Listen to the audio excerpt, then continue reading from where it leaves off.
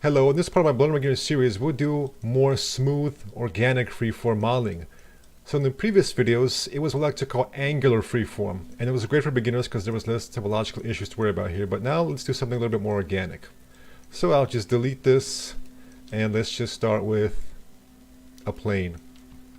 Because it can't be a cube all the time, we gotta have some variety. Alright, so here we go right away. Let's apply mirror. Alright, and let's apply subdivision surface. Let's have 4 render time, 3 in the viewport. Alright, and we can just minimize both of these. So, let's just start. With freeform modeling, we want to get used to using move, rotate, and scale a lot. Here I'm using Blender's hidden extrude tool. And every once in a while I want to see what it looks like with all the modifiers applied. Alright. So Alt and then left click to just loop all this, extrude, and then just move here.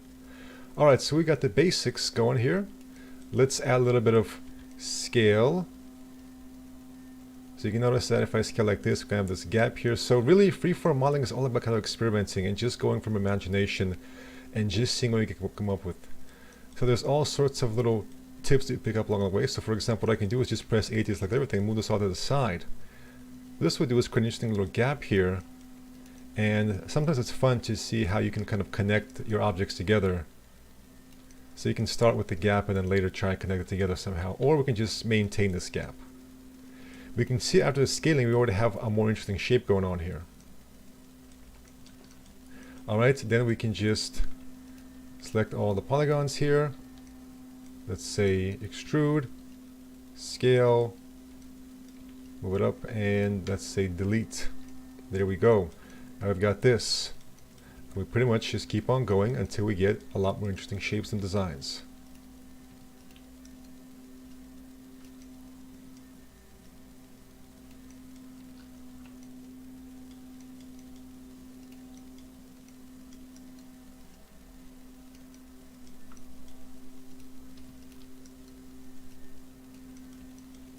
Alright, there we go.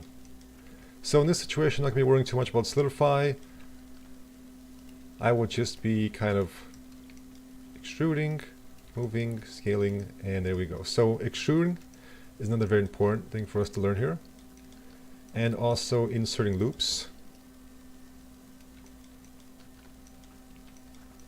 Alright, and also cutting is very important for us to learn as well. So I've got that set to Alt-C, so I can just cut.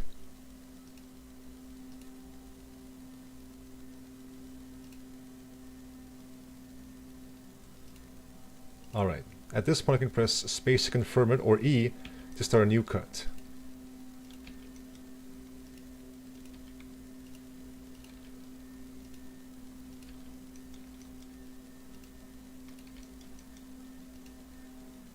So here I can, for example, cut like this to be cleaner, or cut right here. Alright, space to confirm. I will just select this vertex and delete. There we go.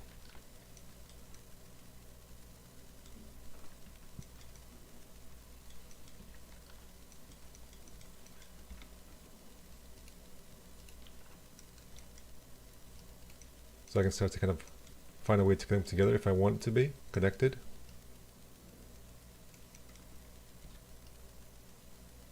Inserting loops. So one very interesting thing about freeform modeling is how I can use simply loops to make things sharper or smoother. So for example, what I can do is select this edge and just maybe select this vertex actually. I can activate edge slide or vertex slide, just kind of slide this. And what you'll notice right now is that it goes from being sharper to being smoother here. And what I can also do is just kind of move it to further accentuate that. So at this point, don't worry too much about distortion or any pinching. If you want to make a high quality cinematic mesh, that is a more advanced form of modeling here where you would be more careful. That's something you get with experience.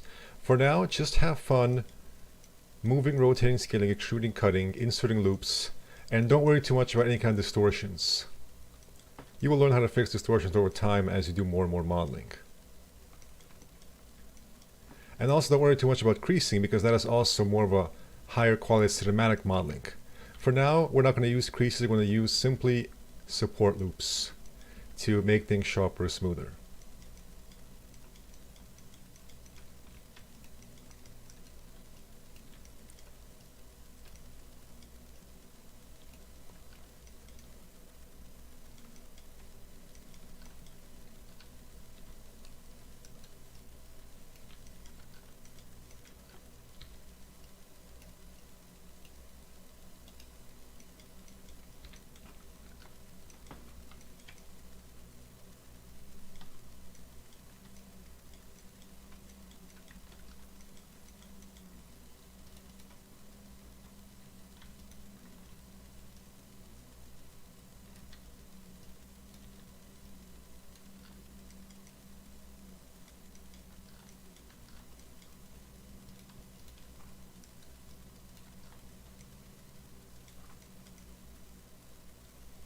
What we can also start doing is just start bridging various edges together. So for example, I can insert a loop here. Now what I can do is select this edge and this one, right click, and bridge edge loops. This is very useful for kind of closing up the gap here.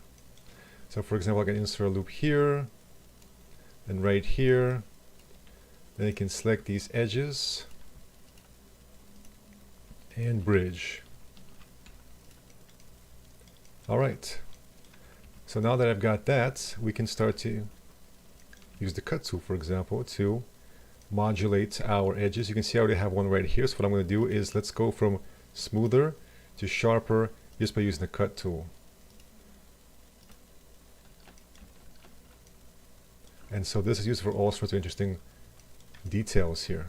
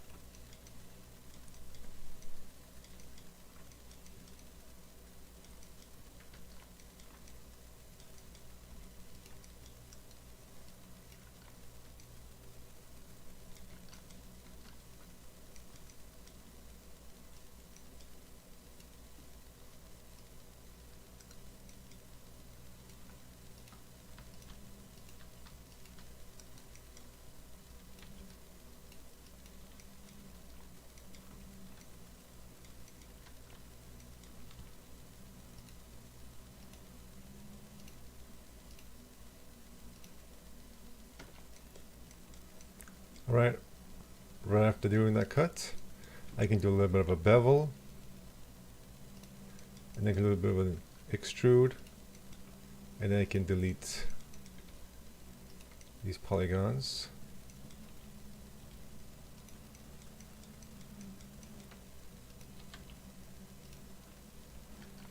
Alright, so I've got this nice little panel detail here. So you can see right now I don't think this shape looks too good, but the important thing here is that you just experiment with it until you start to learn kind of what looks good, what doesn't look good. So for example, looking at this, I don't really like the bottom part too much, but I think the top part here, I need to fix up this area. So pretty much what you want to do is just kind of refine your mesh over time until you get something interesting. Now if I insert a loop through here, notice how it's not quite even. For example, you can notice how on the right and on the left it's much closer, on the right it's further apart. What you can actually do is, as you're left clicking here, you can press E to even things out. You can press F to flip it as well. So for example, right now notice how it's even on the bottom but not at the top. Notice how on the left it's close together, pretty much touching it. On the right it's not. You can press F to flip that. So now it's even at the top but not the bottom. F to flip that. So E for the even mode and F to flip. There we are. Now I have a whole new detail going on here. So notice how now it's now sharp here, and then what it can do is just move this edge further apart, and maybe do a little bit of a cut right here. And so now we've made it smooth here. So notice how it's going from sharpness to smoothness. So you really want to get used to doing that, and then you will find yourself easily creating interesting shapes. E, there we go. E, F, there we go. Once again, don't worry too much about topology or distortion. Just have fun cutting, inserting loops, and seeing what you can create.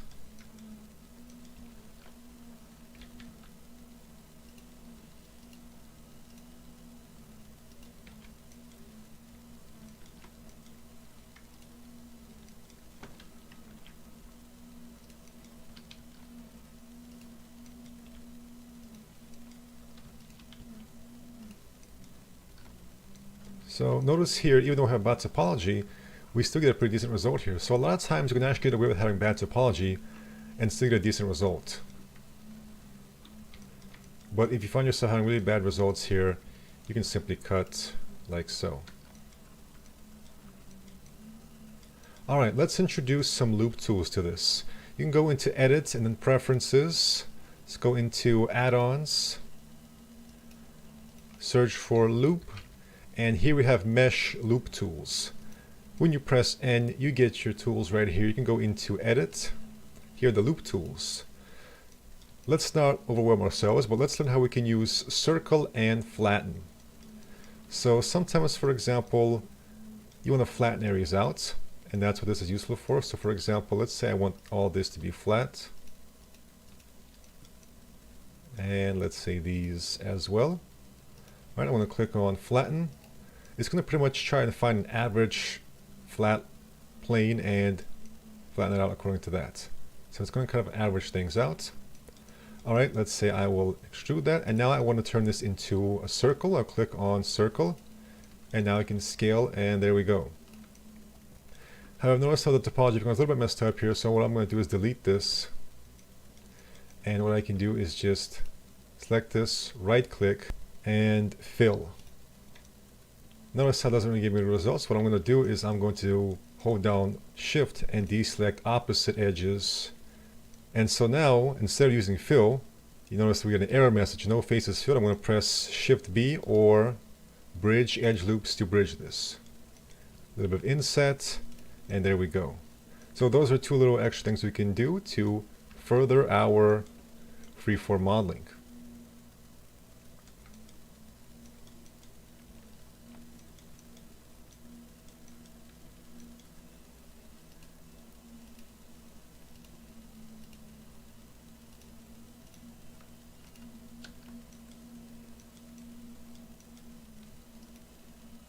So I don't want these edges, so I'm going to hold down Alt and then left click on this. There we go. Bevel, extrude, and delete.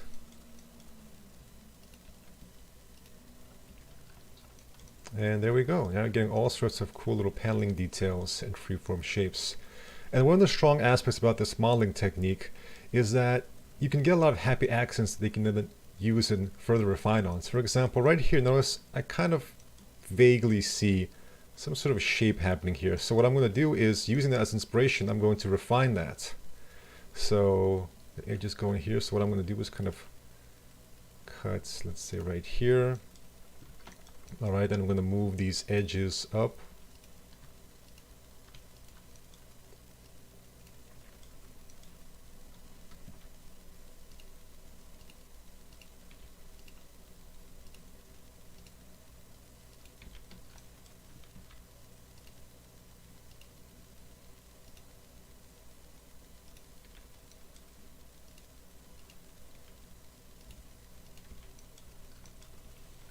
Alright, and now I need to further sharpen this up. E, F, E, alright.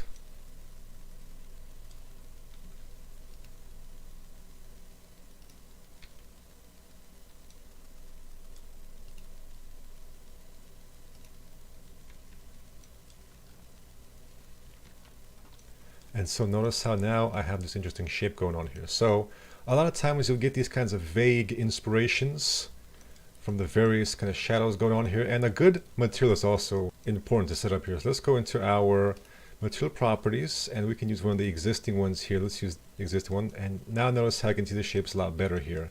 You can also right click and shade smooth as well. So notice how now this is really starting to pop out more. So you can scroll down here, and this is my metallic and roughness settings here. Maybe metallic can be a little bit lower here. Maybe it's a little bit too sharp. Okay. And roughness also, if you increase roughness too much, it'll be hard to see anything, and it's hard to spot errors and distortions as well. But if it's too low here, it just becomes difficult as well. So you want to have a good balance here where you can read the detail effectively.